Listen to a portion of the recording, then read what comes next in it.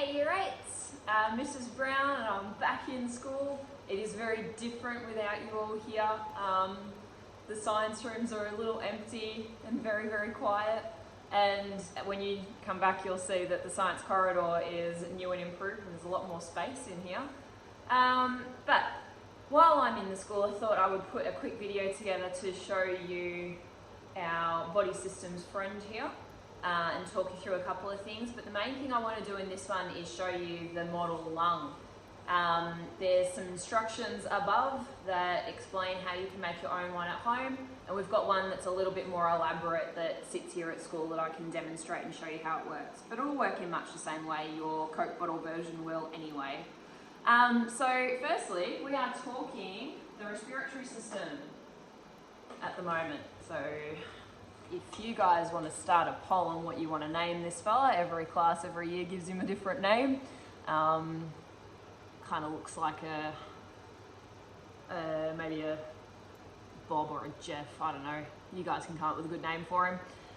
But what we're looking at today is some of these main parts. So the lungs are what we're interested in today. So if we can pop off one there. We can get a better look at the organ that leads down to the lungs. So pop off the other one as well. And we can see that in behind the lungs here, see that rigid vessel that we've got at the back there? That's the trachea. So in the video you hear the guy refer to the windpipe, and that's where it would sit normally in a human, and it comes all the way from down here. Somewhere off to the side too, there should be the esophagus, but two pipes leading down. What we're interested in with this one is the trachea, and leading into both of the lungs there in the chest cavity. I'll pop those back on for him. Okay, I'll leave him up there in the background, and the task you've got this week is to make a model lung. I don't know if you're going to have all of the equipment available to you at home, that you can necessarily make one very easily, but do have a go if you've got the equipment there, and you can probably share a video with us of your lung in action.